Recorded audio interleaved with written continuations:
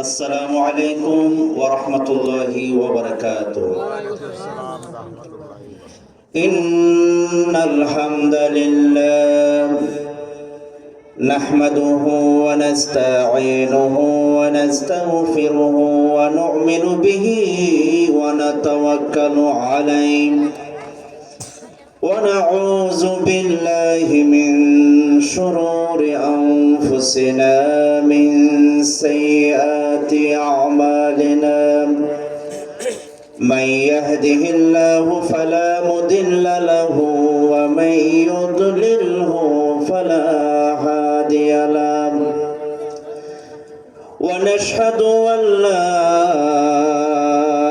إله إلا الله وحده لا شريك له ونشهد أن سيدنا وحبيبنا ومولانا محمدا صلى الله عليه وسلم عبده ورسوله وخاتم النبيين الذي أرسله بالحق بشيرا ونذيرا وداعيا إلى الله بإذنه وسراجا منيرا فقد قال الله تعالى في كلامه المجيد والفرقانه الحميد أعوذ بالله من الشيطان الرجيم بسم الله الرحمن الرحيم إنما المؤمنون الذين إذا ذكر الله وجلت قلوبهم وإذا تليت عليهم آياته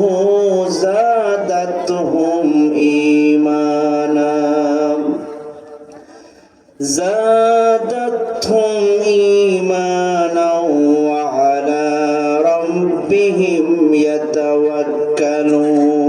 يتوكلون وإذا قال في شان حبيبه إن الله وملائكته يصلون على النبي يا أيها الذين آمنوا صلوا عليه وسلموا تسليما اللهم صل على سيدنا مولانا محمد وعلى آل سيدنا مولانا محمد সকল নবীদের সরদার যিনি খন্দকের শ্রমিক তিনি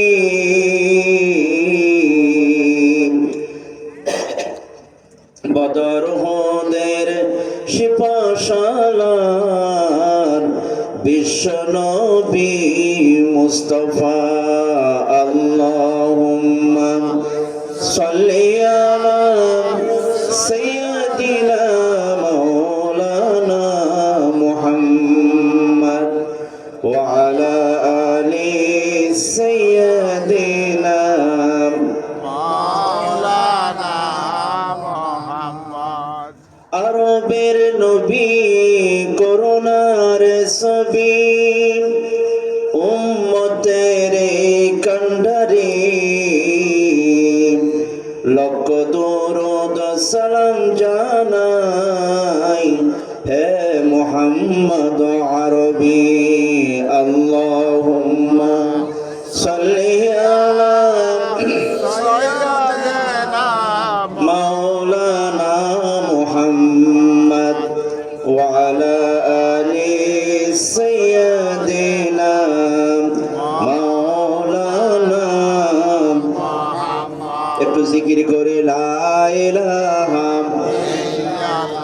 জোরে লা ইলাহা ইল্লাল্লাহ লা ইলাহা লা ইলাহা ইল্লাল্লাহ মুহাম্মাদুর রাসূলুল্লাহ সাল্লাল্লাহু আলাইহি ওয়াসাল্লাম। অধ্যক্ষার আয়োজিত বাংলাদেশের পরিচিত নাম পর্যটন নগরী পর্যটন কেন্দ্র কক্সবাজার জেলাধীন দ্বীপ এলাকা কুতুবদিয়া উত্তর দুরুং মনসুর আলী হাজিরপাড়া ইসলামী হিলফুল ফুজুল সংঘের উদ্যোগে আয়োজিত 10তম তাফসীরুল কোরআন মাহফিল। আজকের মাহফিলের সম্মানিত সভাপতি, আপনাদের জননন্দিত জননেতা বিশিষ্ট সমাজ সেবক জনাব আশ্রম শাহরিয়ার চৌধুরী সাহেব, সম্মানিত সাবেক চেয়ারম্যান 1 নম্বর উত্তর দুরুং ইউনিয়ন পরিষদ, প্রধান অতিথি আপনাদের পরিচিত জনাব আকবর খান সাহেব, প্রধান মেহমান জনাব আলহাজ আব্দুল হালিম শিকদার সাহেব, বিশেষ অতিথি জনাব ডাক্তার মোহাম্মদ ইলিয়াস সাহেব, সম্মানিত মেম্বার অত্র ওয়ার্ড, বিশেষ অতিথি জনাব মোহাম্মদ ফারুক সাহেব। আজকের মাহফিলে প্রধান মুফাসসির হিসাবে আলোচনা করবেন বিশিষ্ট ইসলামী চিন্তাবিদ, আন্তর্জাতিক খ্যাতিসম্পন্ন মুফাসসির, জাতীয় কেরাত প্রতিযোগিতায় পুরস্কার প্রাপ্ত মাওলানা কারি এম আব্দুল্লাহ মামুন সাহেব। আলোচনা পেশ করছেন আমার অত্যন্ত প্রিয়জন, আপনাদের সকলের পরিচিত প্রখ্যাত আলেমে দ্বীন জনাব হযরত মাওলানা হাফেজ ফয়জুল আজিজ কুতুবী সাহেব।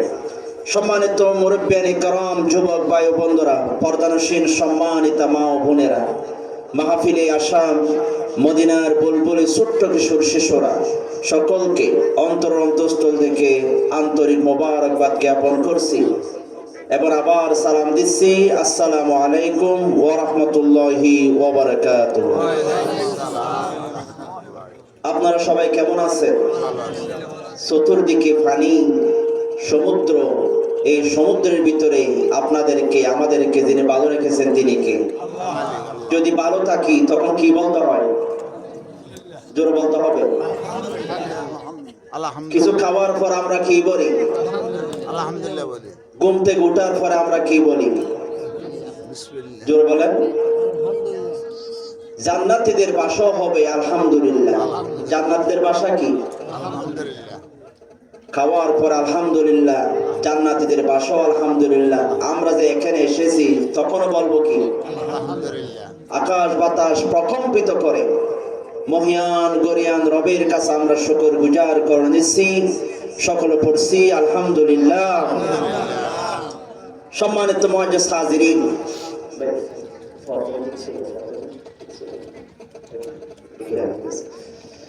সম্মানিত মুআজ্জিজ হাজিরিন, আমি আপনাদের সামনে কোরআনে কারীমের থেকে আলোচনা করার জন্য ইরাদা করেছি সূরা আনফাল 8 নম্বর সূরা আনফালের 2 থেকে 4 নম্বর আয়াত পর্যন্ত আপনাদের সামনে আলোচনা করার জন্য ইরাদা করেছি। এই সূরাটার নাম হচ্ছে সূরাতুল আনফাল। নফল মানে অতিরিক্ত। এই সূরাটা মাদানী সূরা। বদর যুদ্ধের প্রেক্ষাপটে এই সূরাটা 2য় হিজরিতে নাজিল হয়েছে। আয়াত রয়েছে 75টি। আল্লাহ পাক এই 2 নম্বর আয়াত থেকে মুমিনদের, ঈমানদারদের কিছু বৈশিষ্ট্য, গুণাবলী আল্লাহ পাক তুলে ধরেছেন। আমরা ঈমানদার, আমরা মুসলমান, এত কোনো সন্দেহ আছে? নেই। ইমানদার আমরা মুসলমান হতে হবে, উপায় নেই, হতেই হবে আমাদের। ইমানদার যদি হতে হয় কি গুণাবলী আমাদের অর্জন করতে হবে।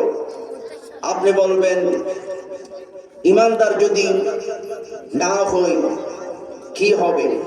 সফলতা নাই। ইমানদার ছাড়া জান্নাতে যাওয়া যাবে না। ইমান ছাড়া জান্নাতে যাওয়া যাবে? একজন কাফের কোটি কোটি টাকা দান করে, রাস্তাঘাটে আপনাদেরকে গরিবদেরকে দে, বিল্ডিং করে দে, কাফের, ইমান নেই। ও হাজার কোটি টাকা দান করলো, আল্লাহ পাক তাকে একটিও সওয়াব দিবেন না। ঠিক কিনা বলেন? কারণ তার ইমানের মান হচ্ছে এক। ভালো কাজ যা কিছু করবেন প্রত্যেকের মান হচ্ছে জিরো। অঙ্ক করেন, মনে করেন ইমানের মান এক, অন্য ভালো নামাজের মান জিরো, রোজার মান জিরো, দানের মান জিরো। এখন আপনি একটা ইমান নেই মানে এক নেই, আপনি নামাজ পড়লেন একটা জিরো বসালেন, রোজা রাখলেন, মনে করেন দান করলেন একটা জিরো বসালেন, 10টা জিরো, ভালো কাজ 10টা জিরো বসালেন, কোনো মান আছে? নেই।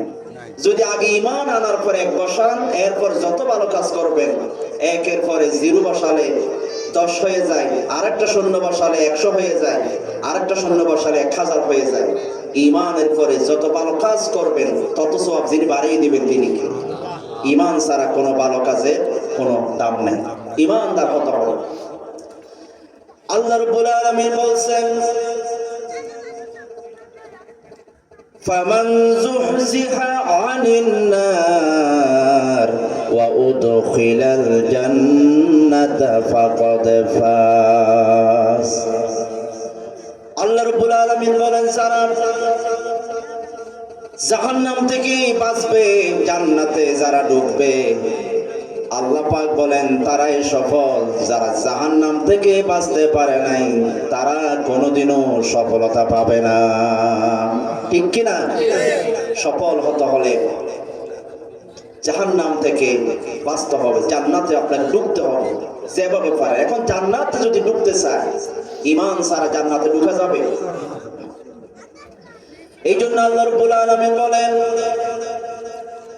ওয়ালা তামুতুন্না ইল্লা ওয়া আনতুম মুসলিমুন। তোমরা হে ইমানদাররা তোমরা মৃত্যুবরণ করবে না। ওয়ালা তামুতুন, খবরদার মরবি না, মরবি না। যিনি বলছেন তিনি কে? আল্লাহ রাব্বুল আলামিন বলেন মরবি না, মরা যাবে না। তখন আমরা বলব কেন মরবা না? না মর তো কোনো উপায় নাই, তুমি আজরাইল নিচে পাঠাবে, মরতে হবে। আল্লাহ বলেন যদি মরতে হয় ইল্লা ওয়া আনতুম মুসলিমুন, মুসলমান হয়ে মরো, মুসলমান না হয়ে তোমরা মরো না। তার মানে মুসলমান না হয়ে যদি আমরা মরি, কবরে মায়ের আসা না নেই, মায়ের জাহান্নামে যেতে হয়। মুসলমান হতে হবে। মুসলমান হওয়া কত বড় দাম! হযরতে ইউসুফ আলাইহিস সালাম তিনি আল্লাহর কাছে দোয়া করতেছেন। তিনি দোয়া করতেছেন আনতা ওয়ালি ফিদ দুনিয়া ওয়াল আখিরাহ তাওয়াফফানি মুসলিমান ওয়া আলহিকনি বিস সলিহিন। জোরে বলেন আল্লাহু আকবার। আল্লাহ পাক বলছেন আনতা ওয়ালি, ইউসুফ আলাইহিস সালাম বলতেছেন আনতা ওয়ালি ফিদ দুনিয়া ওয়াল আখিরাহ। ভাই সত্যি বিশ্বাস করেন ভাই, বারবার আওয়াজ এরকম হচ্ছে কেন?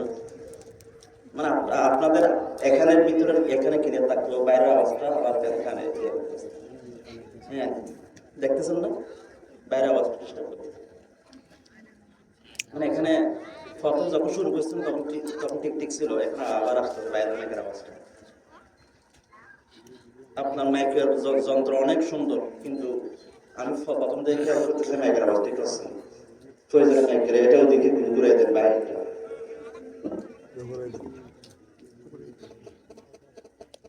তাহলে হযরতে ইউসুফ আলাইহিস সালাম তিনি বলতেছেন আনতা ওয়ালি, ও রব আপনি আমার অভিভাবক, দুনিয়াও অভিভাবক, পরকাল অভিভাবক। আমি আপনার কাছে দোয়া করি তাওয়াফফানি মুসলিমান, তুমি আমাকে মরণ দিও মুসলমান করে, এবং আমাকে সালেহ বান্দা করে তুমি আমাকে মরণ দিও। জোরে বলে সুবহানাল্লাহ। যিনি দোয়া করতেছেন মুসলমান হওয়ার জন্য, তিনি একজন নবী, তিনি একজন কি নবী। তাহলে চিন্তা করেন আমাদেরকে দোয়া করতে হবে। এরপর আল্লাহ হযরতে ইব্রাহিম আলাইহিস সালাম ফয়জুল আজিজ ভাই আলোচনা করেছেন, এই নবী ইব্রাহিম আলাইহিস সালাম কাবা ঘর তৈরি করার পরে হযরত ইসমাইলকে নিয়ে বলতেছেন, আপনি একটু দোয়া করি, কাবা ঘর তৈরি হয়ে গেছে। ইসমাইল আলাইহিস সালাম ইব্রাহিম আলাইহিস সালাম দোয়া করতেছে, যিনি দোয়া করতেছেন তিনি হলেন ইব্রাহিম খলিলুল্লাহ, আর যিনি পিছনে আমিন আমিন বলতেছে তিনি ইসমাইল জবিহুল্লাহ। যে ঘরের সামনে দোয়া করতেছে এই ঘরের নাম বাইতুল্লাহ, তাহলে দোয়াটা যিনি কবুল করে নেবেন তিনি কে? একটু জোর বলতে হবে। ইব্রাহিম আলাইহিস সালাম দোয়া করতেছে, দোয়াটা এই মুহূর্তে কাবা ঘর তৈরি করে ফেলছে, এখন নিশ্চিত দোয়া কবুল হবে। এই মুহূর্তে ইব্রাহিম আলাইহিস সালাম চাইতে পারত, আল্লাহ আমাকে একটা 10 তলা বিল্ডিং দাও, আমাকে এটা দাও ওটা দাও, এরকম চাইতে পারতেন। তিনি এগুলো চাইলেন, তিনি বলতেছেন রব্বানা ওয়াজআলনা মুসলিমাইনি লাক ওয়া মিন যুররিয়াতিনা উম্মাতাম মুসলিমাতাল লাক। রব্বানা ওয়াজআলনা মুসলিমাইনি লাক, রব্বুল আলামিন আমি আপনার কাছে দোয়া করি আপনি আমাকে মুসলমান বানান, আমার সন্তান পরিবার পরিজনকে আপনি মুসলমান বানান। জোরে বলি সুবহানাল্লাহ। এখন আপনিও দোয়া করবেন, আল্লাহ আমার ছেলেদেরকে মুসলমান বানান। মুসলমান না হয়ে যদি কবরে যায় মাইরা মুসলমান হতে হবে। এরপরে হযরতে মূসা আলাইহিস সালাতু ওয়াস সালাম, হযরতে মূসা আলাইহিস সালাতু ওয়াস সালাম তার কাছে যখন জাদুঘররা ঈমান আনলো, জাদুঘররা যখন ঈমান আনলো, ফেরাউন বলল মেরে ফেলবো, আমার উপর ঈমান আনো, মূসার খোদার উপর ঈমান আনা যাবে না। তারা বলল না, যে আল্লাহর উপর ঈমান এনেছি জীবন চলে যাবে, হাত কেটে ফেলো, মেরে ফেলো, তারপরও আমরা ঈমান ছাড়বো না। এরকম করে 17 বছর ধরে আলেম ওলামাদেরকে প্রস্তাব দেওয়া হয়েছে, এই করব ওই করব, ইসলাম ফসাদ থেকে সরে যাও। তারপরও আলেমরা, আল্লামা সাইদির মতো মানুষরা, আলেমরা, নিজামের মতো মানুষরা ফাঁসির মঞ্চে গিয়েছে, তারপরও এক বিন্দু বরাবর তারা আল্লাহর দ্বীন থেকে তারা সরে নাই। ঠিক কিনা বলে?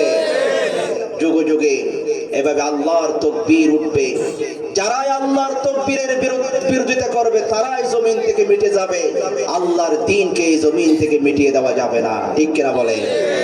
ডাকসু, রাকসু, সাকসু, গতকাল গেল জকসু, সমস্ত শোতে, সমস্ত ইউনিভার্সিটিতে আল্লাহর নামের তাকবীর উঠেছে। ঠিক কিনা বলে? কেউ বাধা দিতে পারবে যতই চেষ্টা করে। হযরতে মূসা আলাইহিস সালাম তাকবীর দিয়েছেন, বাধা দিয়েছে ফেরাউন, ফেরাউন ধ্বংস হয়ে গেছে। ইব্রাহিম আলাইহিস সালাতু ওয়াস সালাম তাকবীর দিয়েছেন, বাধা দিয়েছেন, নমরুদ ধ্বংস হয়ে গেছে। আল্লাহ নবী তাকবীর দিয়েছেন আল্লাহর নামে, আবু জেহেল, উতবা, সাইবা বাধা দিয়েছে, তারা ধ্বংস হয়ে গেছে, আর তাকবীর বন্ধ হয় নাই। যুগে যুগে মুহাম্মদ বিন কাসিম তাকবীর দিয়ে সিন্ধু বিজয় করেছেন, ভারত বিজয় করেছেন। শাহজালাল ইয়ামনি তাকবীর দিয়ে গৌর গোবিন্দের বিরুদ্ধে সিলেটে ইসলাম প্রচার করেছেন, দ্বীন প্রচার করেছেন। জোরে কোন ঠিক কিনা? যারাই বাধা দিয়েছে তারাই শেষ হয়ে গেছে। এবং শান্তা রহমান নামক একজন মেয়ে জকসু, তিনি আল্লাহর নামে তাকবীর দিয়েছেন। যারা ফাঁসে ছিল তারা বুয়া বুয়া বলেছে, আল্লাহর নামে তাকবীর দেওয়ার কারণে তাকে ম্যাক কেড়ে নেওয়া হয়েছে। কিন্তু গতকালকে আপনারা আজকে দেখেছেন এই শান্তা রহমান সবচেয়ে বেশি ভোট পেয়ে তিনি বিজয় হয়েছে। ঠিক কিনা বলে? তাহলে যুগে যুগে যারা আল্লাহর নামে বাধা দিবে তারাই শেষ হয়ে যাবে, আল্লাহর নামকে বন্ধ করা যাবে না, আল্লাহর দ্বীনকে জমিন থেকে মিটিয়ে দেওয়া যাবে না। আল্লাহর দ্বীনকে জমিনে যিনি টিকিয়ে রাখবেন তিনি কে? আল্লাহ। চেষ্টা করেছে, পারে না, পারবে না, পারবে। মূসা আলাইহিস সালামের উপর ঈমান আনলো জাদুকররা। জাদুকররা ঈমান আনার পরে ফেরাউন বলে তোমাদেরকে হাত পা কেটে দেব, ঈমান স্যার। তারা বলেন না, লক্ষাধিক জাদুকর ঈমান আনলো। এই এদেরকে ফাঁসির মঞ্চে নিয়ে যাও, আগুনে পোড়া। তখন এই জাদুকররা আল্লাহর কাছে দোয়া করতেছেন, আল্লাহ এখনো আমাদেরকে মেরে ফেলবে, ঈমান এনেছে তোমার উপর, আমাদেরকে মেরে ফেলবে। এই মুহূর্তে ফাঁসির মঞ্চে চলে যাব, একটা দোয়া করি, তুমি দোয়াটা কবুল করো। রব্বানা আফরিগ আলাইনা সাবরাও ওয়া তাওয়াফানা মুসলিমিন। জোরে বলেন আল্লাহু আকবার। তারা বলছেন, আল্লাহ আমাদেরকে ধৈর্য দাও এবং আমাদেরকে মুসলমান করে তুমি মৃত্যু দাও। জোরে বলে সুবহানাল্লাহ। আমি এখানে মূল উদ্দেশ্য হলো, নবীরা দোয়া করেছেন মুসলমান হওয়ার জন্য, এখন আমাদেরকে মুসলমান হওয়ার দরকার আছে না নেই? তাহলে বলবেন হুজুর ঠিক আছে বুঝলাম, খুবই দরকার, মুসলমান হওয়া ছাড়া উপায় নেই। আপনি একটু আমাদেরকে বলেন মুসলমান হতে হলে কি কি গুণ আমাদের লাগবে, সেগুলো আমি আপনাদেরকে আস্তে আস্তে সূরা আনফাল থেকে শোনাবো। এক নম্বরে আল্লাহ পাক বলছেন, ইন্নামাল মুমিনুনা আল্লাযীনা ইযা যুকিরাল্লাহু ওয়াজিলাত কুলুবুহুম। আল্লাহ পাক বলেন মুমিন যারা, তাদের এক নম্বর গুণ হবে, তাদের সামনে যখন আল্লাহর জিকির হবে, আল্লাহর স্মরণ যখন তাদের অন্তরে চলে আসবে, আল্লাহর কথা যখন মনে পড়ে যাবে, তখন তাদের অন্তর কম্পন শুরু হয়ে যাবে, আল্লাহর ভয়ে তাদের অন্তরে কম্পন শুরু হয়ে যাবে। আল্লাহর ভয়ে অন্তর কাঁপবে, আল্লাহ আমি কি করতেছি। যখন আল্লাহর জিকির অন্তর আসবে, আল্লাহর জিকির, আল্লাহর স্মরণ যখন তারা করবে, অন্তর কেঁপে উঠবে, হায় রে আমি কি করা দরকার, মনে পড়ে যাবে আমাকে নামাজ পড়া দরকার, আমি কি করতেছি, কেন পাঠাইছে আল্লাহ, এগুলো স্মরণ হবে। আল্লাহ আমাদেরকে মাঠ করতে পাঠায় না, খেয়াল করবে, আমাদেরকে পাঠাইছেন ইবাদত করতে। কি করতে? মাঠ করতে পাঠায় না। তখন বলবো হুজুর মাঠ না করলে খাবো কি? ইবাদত করব আল্লাহ, ইবাদত আল্লাহর হুকুম মানতে গিয়ে মাঠ করা, জমিন ধান চাষ করা, এগুলো আল্লাহর হুকুম। আল্লাহ বলেছেন এই জন্য আমরা চাষাবাদ করি, এটাও ইবাদত। ঠিক কিনা বলেন? এটাও ইবাদত। আল্লাহর স্মরণে অন্তরকে পড়তে হবে। ডক্টর ওমর সুলাইমান তিনি একটা বই লিখেছেন কোরআনের মানুষ, সেখানে ইবনে কাসির থেকে একটা ঘটনা এসেছে, অন্তর কিভাবে কেঁপে ওঠে। হযরত ওমরের সময়ের ঘটনা, হাদিসে এসেছে ঘটনাটা। হযরত ওমর রাদিয়াল্লাহু তাআলা আনহু, একদম বন্ধ করে দেন না, আপনি এগুলো খেয়াল করতেছেন না, বাইরের মাইকটা বন্ধ করে দেন।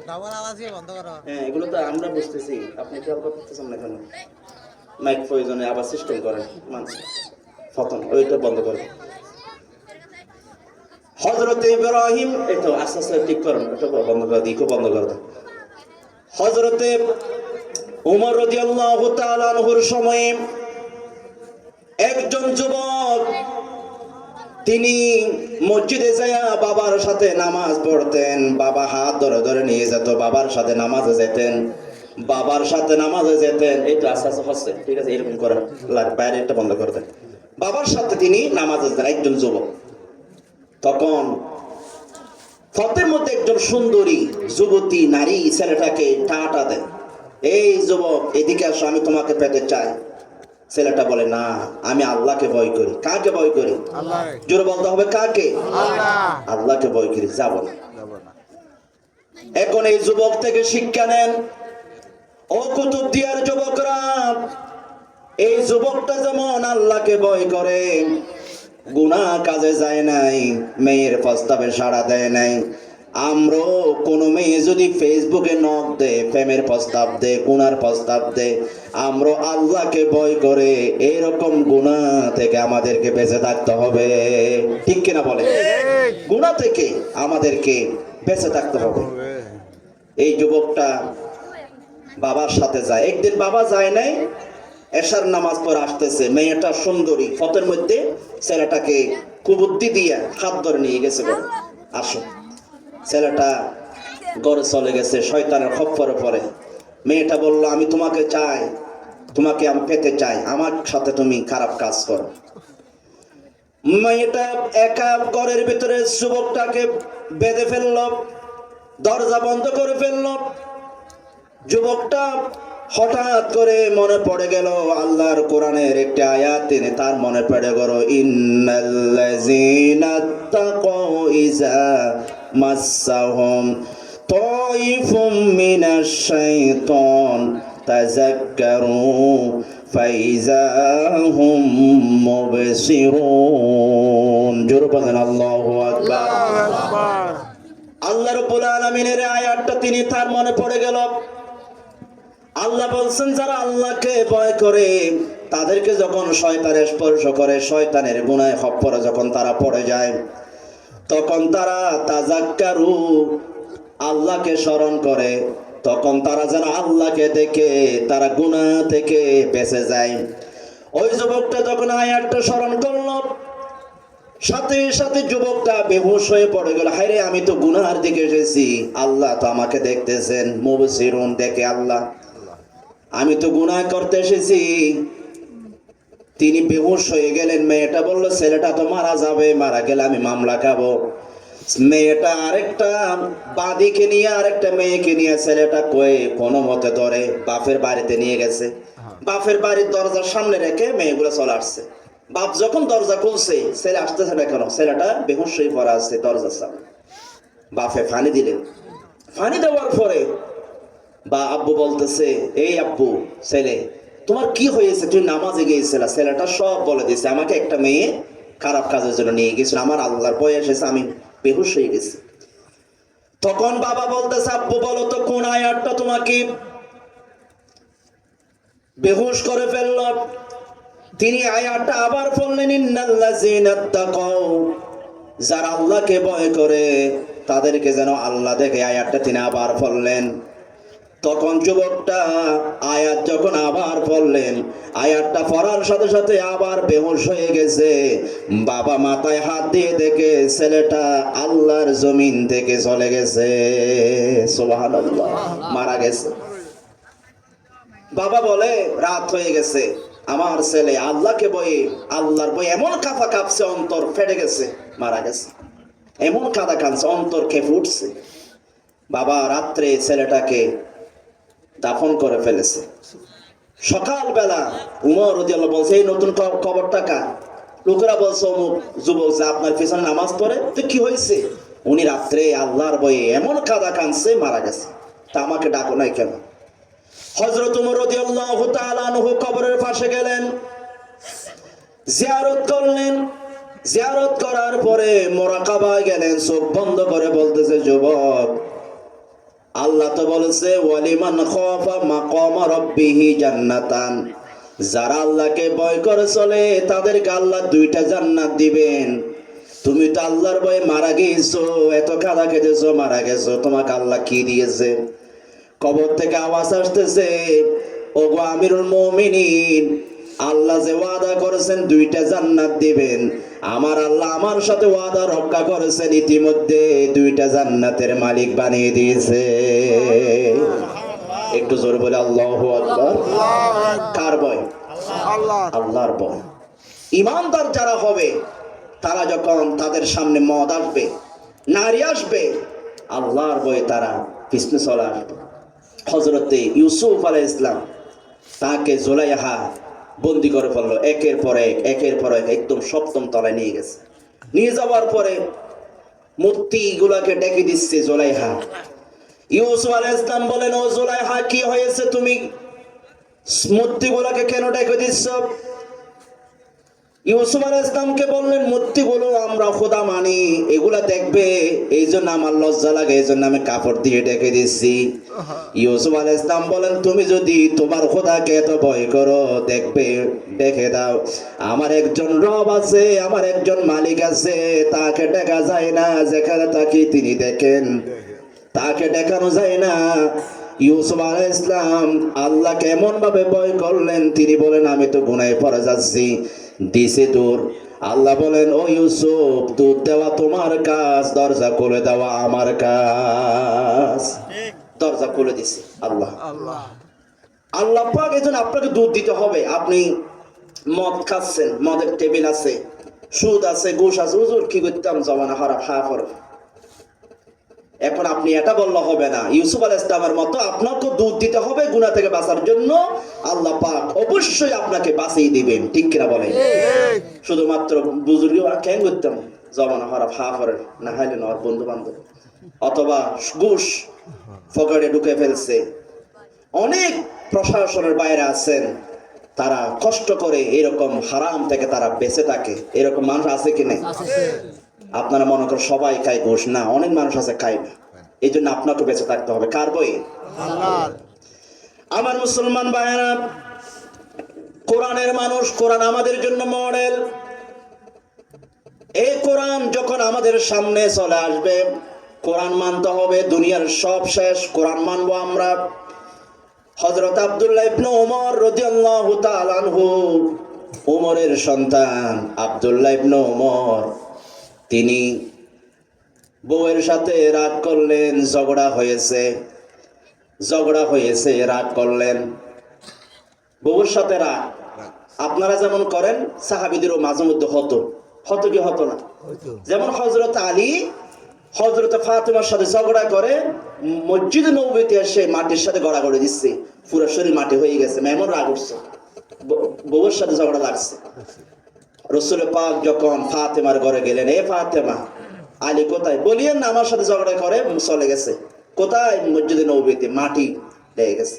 আল্লাহ নবী এভাবে দেখে বলতেছেন, ইয়া আবার তোরা, ও মাটির বাপ উঠো, ও মাটির বাপ উঠো। মাটির বাপ বলে ডাকছে, কারণ মাটির হয়ে গেছে। হযরত আলী বলেন, তখন থেকে আমি আবু তোরাব ডাকলে আমি খুশি হয়ে যাই। সুবহানাল্লাহ। হযরত আব্দুল্লাহ ইবনে ওমর, ওমরের সন্তান, তিনিও বউয়ের সাথে ঝগড়া করে এমন রাগ উঠছে, সিদ্ধান্ত নিয়ে নিয়েছে, আমি আর তোমাকে রাখবো না, তোমাকে আমি তালাক দিয়ে দেব। হযরত আব্দুল্লাহ ইবনে ওমর বলেন, সিদ্ধান্ত নিয়েছে আমি তোমাকে তালাক দিয়ে দিব, এখন আসরের টাইম, ঠিক আছে আমি আসি। আমি একটু দুরুম বাজার যাই, বাজার থেকে একটু ঘুরে আসি, তারপরে তোমাকে আমি তালাক দিয়ে দিব। তোমার বাপকে ফোন দাও, তোমাকে আমি আর রাখবো না। হযরত আব্দুল্লাহ ইবনে ওমর বেরিয়ে গেলেন। যেতে যেতে মনে করেন ফুলতলা স্টেশনে গেছে, সেখানে এক হেফজখানা আছে। হেফজখানা থেকে একটা ছেলে যেন কোরআনে কারিমের আওয়াজ আসতেছে, পড়তেছে একটা আয়াত, তার কানে এসেছে, ওয়াশিরুহুন্না বিল মা'রুফ ফাইন কারিহতুমুহুন্না ফাআসা আন তাকরাহু শাইআন ওয়া ইয়াজআলাল্লাহু ফীহি খায়রান কাসীরা। জোরে বলেন আল্লাহু আকবার। আল্লাহ বলেন, ওয়াশিরুহুন্না বিল মা'রুফ, তোমরা তোমাদের স্ত্রীর সাথে সুন্দর আচরণ করো, ভালো আচরণ করো। ফাইন কারিহতুমুহুন্না, স্ত্রীদের সাথে কোনো বিষয় যদি তোমাদের অপছন্দ লাগে, ফাআসা আন তাকরাহু শাইআ, কোনো বিষয়ে বউ ঘরে থাকলে তো ঝগড়া হবে, তোমাদের যদি কোনো বিষয় অপছন্দ লাগে, বউয়ের ভালো না লাগে, তোমরা এক কাজ করো, তখন ওয়ায়াজআলাল্লাহু ফীহি খায়রান কাসীরা, কোনো বিষয় যদি অপছন্দ লাগে, তোমরা যদি একটা মিটমাট করে নাও, মিলামিশি করে থাকো, ধৈর্য ধরো, আল্লাহ পাক তোমাদেরকে অগণিত কিছু দিবেন। খায়রান কাসীরা, অগণিত কল্যাণ আল্লাহ তোমাদেরকে দিবেন। জোরে বলে সুবহানাল্লাহ। কাদেরকে দিবেন? যার বউয়ে মানে জামার সাথে ঝগড়া করে, আপনি ধৈর্য ধরে থাকেন, আমার বউ কি করবো, ছেলের মা, ধৈর্য ধরো, যদি আপনি থাকতে পারেন, আল্লাহ বলেন আমি তোমাকে অনেক কল্যাণ দিব, অনেক কল্যাণ। এটা সূরা নিসা আয়াত নম্বর 19, আপনি নিজে পড়ে দেখবেন। এই জন্য যখন মাঝে মধ্যে রাগ উঠে 100 তালাক দিয়েন না, রাগ উঠে তখন এই আয়াতটা মনে করবেন। আল্লাহ তো বলছে, যদি আমার রাগ উঠে বউয়ের ব্যাপারে, আমি যদি ধৈর্য ধরি, আল্লাহ আমাকে কল্যাণ দিবেন। কল্যাণটা অনেক কিছু হতে পারে। সুবহানাল্লাহ। আব্দুল্লাহ ইবনে ওমর, তিনি যখন আয়াতটা শুনলেন, আল্লাহ তো বলেছে আমি যদি বউয়ের ব্যাপারে ধৈর্য ধরি আল্লাহ আমাকে কল্যাণ দিবেন। ঠিক আছে ঠিক আছে, আমি আর ধরুন বাজার যাব না, আমি ঘরে যাই। ঘরে গেলেন, স্ত্রীকে ডেকে বললেন, ওগো আমার কলিজার টুকরা স্ত্রী, সিদ্ধান্ত নিয়েছিলাম তোমাকে আমি তালাক দিয়ে দেবো, তোমাকে আমি বের করে দিব। কিন্তু আল্লাহ বলেছে, কোরআন আমি শুনেছি, আল্লাহ বলেছে তোমার ব্যাপারে যদি আমি ধৈর্য ধরি আল্লাহ আমাকে কল্যাণ দিবেন। দেখি কি দিয়ে আমি তোমাকে তালাক দিব না। আব্দুল্লাহ ইবনে উমর বলেন, এরপরে আমার স্ত্রীর ঘরে আল্লাহ পাক এমন একটা সন্তান দিয়েছেন, এই সন্তানের নাম রাখলাম সালেম। এই সন্তানটা আল্লাহ পাক এত কল্যাণ দিয়েছেন, সালেম ইবনে আব্দুল্লাহ ইবনে উমর, এই সন্তানের নাম সালেম। আব্দুল্লাহ ইবনে উমর বলেন, আমার এই সন্তানকে দেখলে আমার কলিজা ঠান্ডা হয়ে যায়। এই সন্তানের মতো সন্তান আল্লাহ আমাকে দিয়েছে। আমি চিন্তা করি যদি আমি আমার বউকে তালাক দিয়ে দিতাম এই ছেলে পেতাম না। এই ছেলে আমার সম্মানের কারণ, মক্কা মদিনার বড় আলেম, এবং এই ছেলেকে দেখলে আমার কলিজা ঠান্ডা হয়ে যায়। মূল কথা হচ্ছে তিনি যে ধৈর্য ধারণ করেছেন, ধৈর্য বউয়ের ব্যাপারে কোরআন আয়াত শুনে অন্তরকে ফুটছে, হ্যাঁ আমি কি করতেছি, আল্লাহ বলছেন ধৈর্য ধরার জন্য, আমি তো তালাক দেওয়ার সিদ্ধান্ত নিয়েছি, না আমি তালাক দেব না। এই জন্য বউয়ের ব্যাপারও আমরা যদি সুন্দর আচরণ করি, আমাদের উপর যিনি দয়া করবেন তিনি কে? আরো আসতে বলেন। আপনারা বলতেছেন হুজুর আপনি মনে হয় মেয়েদের পক্ষে বলতেছেন। এটা আমি মেয়েদের পক্ষে না, মেয়েদের পক্ষে যিনি বলেছেন তিনি কে? আল্লাহ বলেন ওয়াশিরুহুন্না বিল মারুফ, সুন্দর আচরণ করো। আপনি মাঠ থেকে, মেয়েরও কম না, আসরের পরে আপনি মাঠ থেকে আসলেন, ঘাম ফুটের গায়ের মধ্যে অনেক ময়লা, আপনার স্ত্রী ঘরে না ঢুকতে বড় বড় শুরু করেছে, আপনার মাথা গরম হয়ে গেছে, এই জন্য লাঠি ছোড়া যা পেয়েছেন তা দিয়ে মারা শুরু করেছেন। তারও কম না, তারা মুখে মুখে তর্ক করে স্বামীর সম্মান করে না, এই জন্য পরিবার অশান্তি লেগে থাকে। পরিবারের শান্তির জন্য আমি এই ফাঁকে কয়েকটা টিপস, নারীর ভাষা, লুগাতুন নিসা, নারীর ভাষা আপনাদেরকে বুঝতে হবে, পরিবারের শান্তি হয়ে যাবে। বলবো ওষুধ, এটা কি মানে পরিবারে তো ঝামেলা আছে সবার, তাহলে আমি কিছু ওষুধ দিই, ওষুধগুলো যদি ব্যবহার করেন আপনার কাজে লাগবে। এটা এই ওষুধটা, বইটার নাম হলো লিররিজালি ফাকাত, শুধুমাত্র পুরুষদের জন্য, এটা মেয়েদের শোনার দরকার নেই। লুগাতুন নিসা 258 নম্বর পৃষ্ঠার এই বই। আদহাম শারকাবি, ফিলিস্তিনি একজন লেখক, তিনি বলেছেন নারীদের কিছু ভাষা আছে, নারীদের কিছু কি আছে ভাষা বুঝতে হবে। আপনারা বুঝেন না, না বুঝে আপনি মারা শুরু করেন। নারীদের ভাষা কি? নারীদের ভাষা হলো, আপনি কোথাও যাবেন, এশার নামাজ পড়ে বের হয়েছেন, বের হয়ে ফুলতলা থেকে বউকে ফোন দিচ্ছেন, দেখো আমি আমার বন্ধুরা আড্ডা মারবে, একটু খেলাধুলা করবে, আমি একটু দুরুম বাজার যাবো, বরগুপ যাবো, একটু সমুদ্র সৈকত আছে, আমি একটু বরগুপ যাব, একটু আড্ডা মারবো, বন্ধুদের সাথে খেলবো। তখন আপনার বউ যদি বলে বিরহাতি, তোমার ইচ্ছা, তোমার খুশি, এখন আপনি যদি বউ যে বলছে তোমার খুশি, এটা মনে করে আপনি যদি খুশি হইয়া বলেন আমার বউ আমাকে অনুমতি দিছে, আমি বরগুপ যাই আড্ডা মারবো, আপনি বউয়ের ভাষা বোঝেন নাই। বউ যখন আপনাকে বলবে বিরহাতি, তোমার ইচ্ছা, তখন আপনাকে বুঝতে হবে লা তাফআল হাযাল আমর, তুমি এই কাজ করো না, তুমি বরগুপ যাইও না, তুমি সোজা বাড়ি আসো, ঠিক কিনা? আপনার স্ত্রী যখন বলবে তোমার ইচ্ছা, তখন বুঝিবেন যে আর ইচ্ছা মানে বউ আর কি না অনুমতি না, এগুলো খেয়াল করবেন, এটা বউয়ের ভাষা। 2 নম্বরে, আপনি কোথাও বেড়াতে যাবেন, এই আজকে আমি আমার মেয়ের বা আমরা মেয়ের বা শাশুড় বাড়ি বেড়াতে যাব, অথবা তোমাকে নিয়ে আমি কক্সবাজার সমুদ্র সৈকতে বেড়াতে যাব। তখন বউ বলে ঠিক আছে, আমি কাপড় চোপড় পরি, আলমিরা খুলতেছে, ঘুরতেছে, এদিক এদিক ঘুরতেছে, এখন কাপড় পরতেছে না, কি বলতেছে? লাইসা ইনদি মা আরতাদিহি, লাইসা ইনদি মা আরতাদিহি, আমাকে পরার মতো উপযুক্ত কাপড় নেই। এভাবে বলে বলে আপনার চতুর্পাশে ঘুরতেছে, আমার পরার মতো উপযুক্ত কাপড় নেই। এখন আপনি যদি বুঝেন উপযুক্ত কাপড় না মানে এটার অর্থ কি, তখন আপনাকে বুঝতে হবে আপনার স্ত্রী আপনাকে বলতেছে উরিদু শারান মালাবিসু জাদীদ, আপনার স্ত্রী আপনাকে বলতেছে আমাকে নতুন কাপড় কিনে দিতে হবে। আপনার স্ত্রী যদি গুরু করে বলে কাপড় চোপড় ঠিক নেই, এটা যদি বলে আপনি বুঝবেন আপনাকে আপনার স্ত্রী আপনাকে কি কি বলতেছে, নতুন কাপড় কিনতে বলতেছে। আরেকটা, আপনার স্ত্রী আপনি সকালবেলা যাওয়ার সময় বলেছেন আমি তোমাকে বিকালবেলা পার্কে নিয়ে যাব, ঘুরতে নিয়ে যাব, বেড়াতে নিয়ে যাব, বাপের বাড়ি নিয়ে যাব। আপনি অফিসে যাইয়া বলতেছেন সম্ভব না, আমার অফিস ফিরতে দেরি হয়ে যাবে। আপনি বাসায় ঢুকে আপনার স্ত্রী হাফ করে আছে, হাফ কথা বলতেছেন। এখন আপনি বলছেন মা বাকি তুমি খাদো কেন, কি হয়েছে তোমার? স্ত্রী বলবে লা শাই, কিচ্ছু হয় নাই। এখন আপনি কিছু হয় নাই বলছে, এটা দিয়ে যদি মোবাইল গাড়েন, আমার স্ত্রী বলছে কিছু হয় না, সমস্যা নেই, আমি একটু মোবাইল চিপি, তাহলে আপনি স্ত্রীর ভাষা বোঝেন নাই।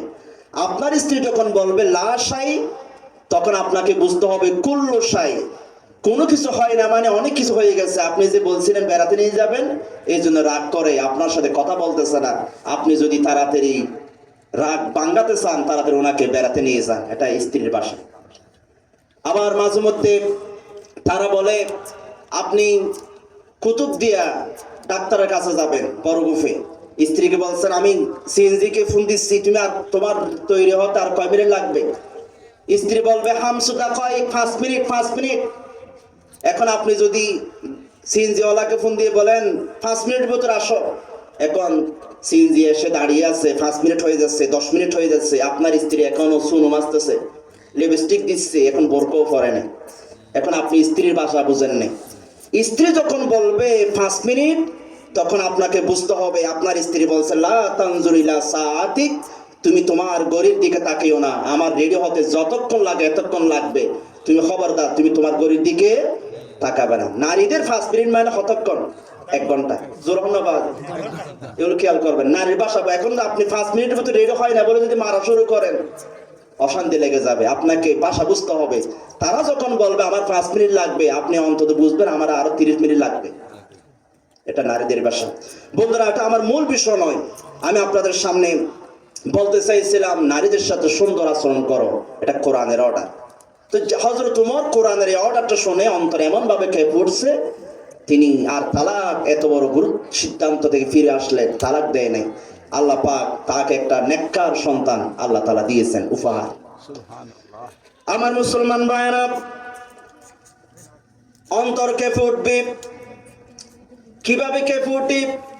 কিফিল নামক একজন বড় ধনী, বড় শিল্পপতি, বড় টাকাওয়ালা বনি ইসরায়েলের মানুষ, তার নাম হলো কিফিল। বনি ইসরায়েলের মানুষ, তার নাম হলো কিফিল। তিরমিজি শরীফের 2496 নম্বর হাদিস। কানাল কিফলু মিন বানি ইসরাঈল লা ইয়াতাওয়াররাউ মিন যানবিন আমিলাহু ফাতাইতাহু ইমরাতুন। বড় ধনী একজন মহিলা আসছে এতিম সন্তানদেরকে নিয়ে, বলতেছে সর্দার আমার ঘরে খাবার নাই, এই ছেলেগুলো এতিম, কিছু খাবার দেন, কিছু টাকা দেন। সহযোগিতার জন্য আসছে। ওই কিফিল মানুষটা বলতেছে আমার কোনো টাকার অভাব নাই, তোমার যদি টাকা লাগে, তোমার যদি খাবার লাগে, অসুবিধা নাই, তুমি আমার সাথে রাত যাপন করো 1 রাত। যদি আমার সাথে রাত যাপন করো, তাহলে আমি তোমাকে 60 দিনার 60 দিনার আমি তোমাকে দিব। কয় দিনার? 60 দিনার। আমার সাথে তুমি রাত যাপন করো। মেয়েটা বলে আল্লাহ, আমি আল্লাহকে ভয় করি, সম্ভব না, আমি এই 3 ছেলে নিয়ে আসছি। তারপর ছেলেরা কাঁদতেছে, বাদ দাও বাদ দাও, মেয়েটা কোথায় যাবে? বলে ঠিক আছে আমাকে টাকা দাও। মেয়েটা টাকা নেওয়ার পরে 60 দিনার নেওয়ার পরে ওই কিফিল নামক ব্যক্তির বিছানায় যখন গেলেন, মেয়েটা ওরিদান ওয়া বাকাত, মেয়েটা ফুফাইয়া ফুফাইয়া কাঁদতেছে, শুধু কাঁদতেছে। ওই কিফিল মানুষটা বলতেছে ওই মহিলা, টাকা তো দিছি, তোমার কাছে আমি এসেছি, তুমি কাঁদতেছো কেন? কি হয়েছে তোমার? মহিলাটা বলতেছে আল্লাহর কসম করে বলতেছি, আমাকে কোনো বেগারা নারী পুরুষ স্পর্শ করে নাই, বেগানা পুরুষ স্পর্শ করে নাই। আজকে আমার স্বামী মারা গেছে, আমি অভাবে পড়ে গেছি, এই জন্য তুমি আমার কাছে আসতেছো, আল্লাহকে ভয় করতেছি। আমি আল্লাহর সামনে কি জবাব দিব? আমি যদি জেনা করি আমার আল্লাহর সামনে আমি কি জবাব দিব? এই জন্য আমি কাঁদতেছি। ওই মানুষটা বলতেছে, ও মহিলা, তুমি তো একটা গুনাহ এখনো করো নাই, গুনাহ করতে গিয়ে তুমি যদি এভাবে কাঁদো, আমি তো জীবনে এমন কোনো সময় নাই শুধু গুনাহ গুনাহ আর গুনাহ করেছি, গুনাহ ছাড়া তো আমার জীবনে আর কিছু নাই। তুমি একটা গুনার জন্য যদি এভাবে কাঁদো, আমাকে তো আরো বেশি কাঁদা দরকার। ও মহিলা, 60 দিন আর নিয়ে নাও, দরকার নাই, আমি তোমার কাছে যাব না, আমি জেনা করব না, আমি আল্লাহর কাছে তওবা করতেছি। ওই যুবক, ওই মানুষটা দরজা বন্ধ করে ফেলছে, মহিলাকে বের করে দিছি। কাঁদতে কাঁদতে কাঁদতে ঘুমিয়ে গেছে। ঘুমিয়ে যাওয়ার পরে রাত হয়ে গেছে, যুবক মানুষটা মারা গেছে। হাদিস শরীফের ভিতরে এসেছে, হাদিস শরীফ এসেছে, ফামাতা মিন লাইলাতিহি, এই রাত্রে মারা গেছে। ফাসবাহা মাকতুবান, সকাল হয়ে গেছে, মানুষরা দেখে দরজা খুলে না, লোকটা একা, ঘরের দরজা বন্ধ।